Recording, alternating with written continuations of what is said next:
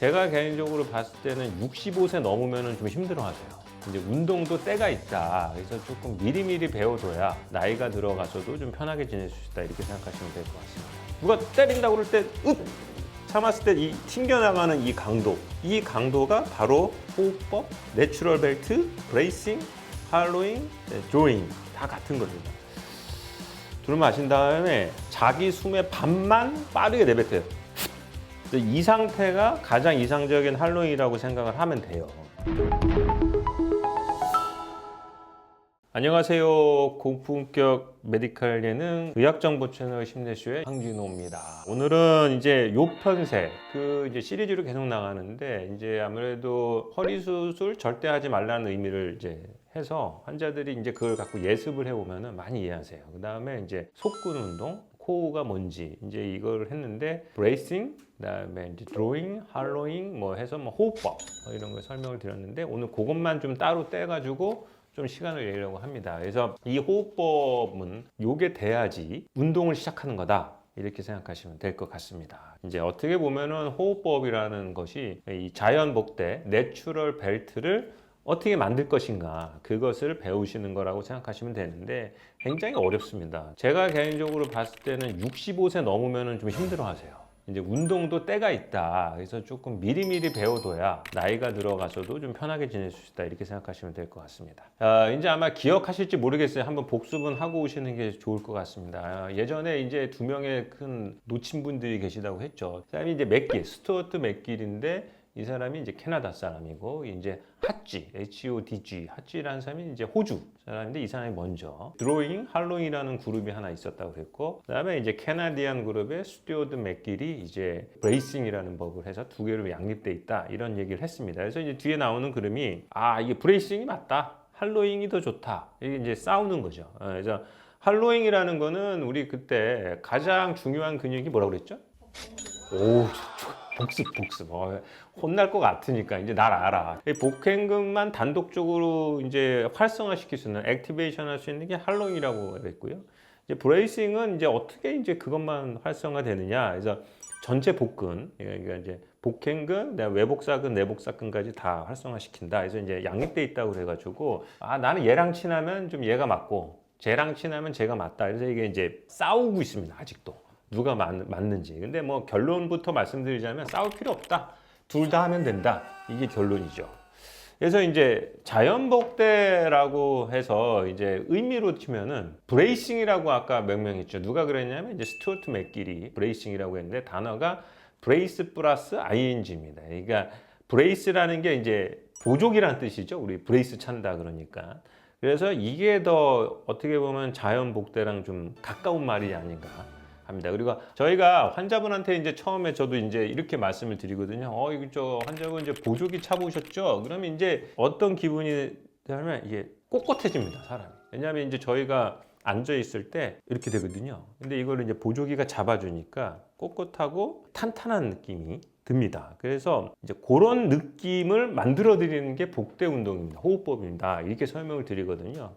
근데 이제 보조기를 그러면 차면은 좋다 이렇게 생각하는데 우리가 또 나중에 보조기에 대해서 한번 좀 방송을 따로 하고 싶은데 이제 보조기 같은 경우에 수술한 경우가 아니면은 이제 교과서에 2주 이상 차지 말아라 그럽니다. 왜냐하면 보조기를 차잖아요. 코 애들이 척추를 받쳐줘야 되는데 이거 보조기가 대신 받쳐주니까 얘네들이 무슨 생각을 하냐면 나는 이제 뭐 이제 의미가 없고 이제 뭐 별 필요도 없으니까 좀 기능을 좀 하지 말아야 된다. 그래서 이제 근육이 퇴화됩니다. 그걸 이제 영어로는 이제 아트로피라는 말을 쓰고 위축이 일어나죠. 그래서 보조기를 2주 이상 차면 오히려 허리 통증이 증가한다. 이런 논문들이 많습니다. 그리고 그 보조기를 차야 되는데 그거는 못 차니까 그 보조기 같은 거를 찬 효과를 만들어내자고 하는 게 자연복대, 내추럴 벨트고 그게 브레이싱이다. 이런 개념이시라고 생각하면 됩니다. 그래서 장미란 선수죠. 여기 잘 보면 역도 선수들이 이제 여기다 뭘 차거든요. 연습할 때도 그렇고. 저거를 차면은 보조기를 찬 것 같은 효과가 나고 결국은 복압이 올라가는.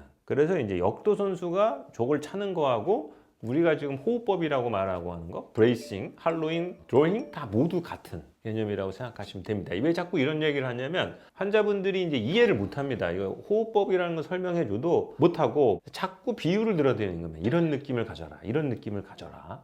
권투 선수들이나 싸울 때 누가 배를 때리면 배가 어떻게 돼요? 힘이 이게 딱 들어가잖아요. 단단하게 되잖아요. 그 상태가 이제 호흡법이 된 거고 브레이싱이 된 거고 할로잉이 된 거예요. 다시 누가 때린다고 그럴 때 참았을 때 이 튕겨나가는 이 강도가 바로 호흡법, 내추럴 벨트, 브레이싱, 할로잉, 드로잉 다 같은 겁니다. 그래서 이런 것들을 싸그리 모으면은 공통점이 하나 나옵니다. 보조기를 찬 거, 그 다음에 역도 선수가 밑에 잡아주는 거, 권투 선수가 배를 단단히 만드는 거. 뭐냐면 영어로는 이제 인트라 앱도미널 프레셔라고 그래요. 그러니까 복압입니다. 복압. 배를 단단하게 만드는 거예요. 그러면은 이제 복압이 증가하죠. 복압이 증가하면은 척추가 흔들리는데 이게 꽉 잡아주는 역할을 하죠. 그래서 제가 또 복습하겠습니다. 코어에서 제일 중요한 게 액티브 엘리먼트라고 그랬죠. 그래서 이제 복압을 유지하는 것이 가장 중요한 메커니즘이다. 근데 복압을 유지하다 보니까 호흡을 안 할 수가 없어요.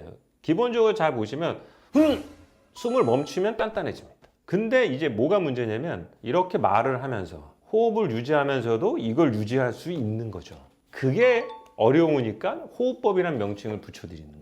호흡을 유지한 채로 이걸 유지하는 습관이 중요하다 이렇게 생각하시면 됩니다.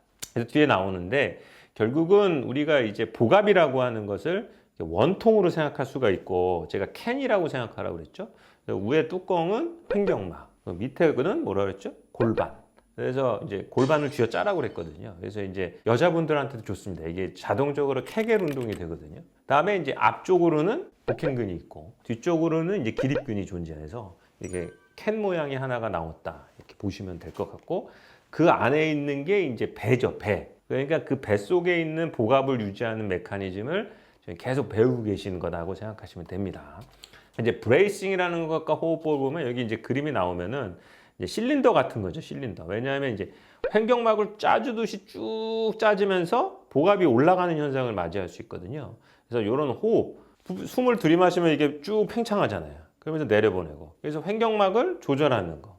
그래서 이게 이제 잘못하시면은 약간 복시고 이렇게 혼동하실 수도 있고 또 이 호흡을 잘하면은 운동량도 증가하는 그런 상황이 있습니다. 그래서 이 호흡법이라고 명명하게 된 이유가 그렇다. 그리고 이제 할로잉하고는 핫지입니다. 핫지. 그래서 이게 헷갈립니다. 스튜어트 맥길이 브레이싱인지 할로잉이 핫지인지 헷갈려요. 외울 때 HH 아닙니까? 핫지는 할로잉 이렇게 생각하시면 됩니다. 그래서 할로잉이라는 뜻이 뭐냐면 이제 배를 움푹 꺼트리다 이런 의미입니다. 그래서 앱도미널 할로잉이라는 걸 숨을 쉬면서 그 아랫배의 배꼽이죠. 배꼽을 척추 쪽으로 끌어당긴다고 생각하시면 돼요. 우선 숨을 들이마시면서 배를 쭉 하면은 배꼽을 저 벽 뒤로 보내는 거예요. 그럼 여기가 이렇게 쑥 파이잖아요. 그때 복행근이 활성화돼서 딱딱해짐을 느낄 수 있어요. 이게 할로잉 한다. 그리고 배를 끌어당긴다. 그래서 드로우인입니다. 드로우가 이제 끌어당기는 건지 어디로 안으로 끌어당긴다. 그래서 이제 할로잉과 드로잉은 같은 말로 사용됩니다. 그래서 이제 복행근이 이제 활성화된다는 것이 이제 핫지 선생님이 얘기한 할로잉이다. 이렇게 생각하시면 되고 아까 말했듯이 복압을 유지하기 위해서 이제 브레이싱이라는 걸 또 한다고 그랬죠. 그 뒤에 보면은 그래서 할로잉이라는 거 하면 이제 설명을 좀 드리면 그 사람마다 좀 달라요. 이게 왜 다르냐면 이제 이 사람이 이제 뭐라고 얘기를 했냐면 바닥에 놓고 무릎을 90도로 굽히고 배꼽이 바닥에 닿는다는 느낌으로 배꼽을 밑으로 쭉 당긴다. 그래서 여기 보면 숨을 참지 말라고 돼 있어요. 그러니까 숨으로 유지하는 거는 실제적으로 보면 아무 의미가 없습니다. 왜냐하면 말을 할 때도 누구한테 설명을 할 때도 앉아 있을 때도 걸을 때도 이 속근을 계속 활성화시켜야 되는 거죠. 복행근을. 실제 할로잉하고 브레이싱 만드는 거는 쉬워요. 근데 이거를 유지하는 게 어려운 거죠. 그래서 여기만 숨을 참지 않고 연습을 하는 게 어렵다는 겁니다. 그래서 끝까지 당겼다가 마지막으로 소변을 끊을 때 힘주는 곳에 긴장을 약간 준다. 이게 뭔 소리, 이게 너무 어려워. 저는 이렇게 설명하거든요. 들어 마신 다음에 자기 숨의 반만 빠르게 내뱉어요. 그러면 어디에 힘이 들어가요, 감독님? 골반하고 단전에 힘이 들어가요. 배꼽 밑으로. 그래서 이 상태가 가장 이상적인 할로잉이라고 생각을 하면 돼요.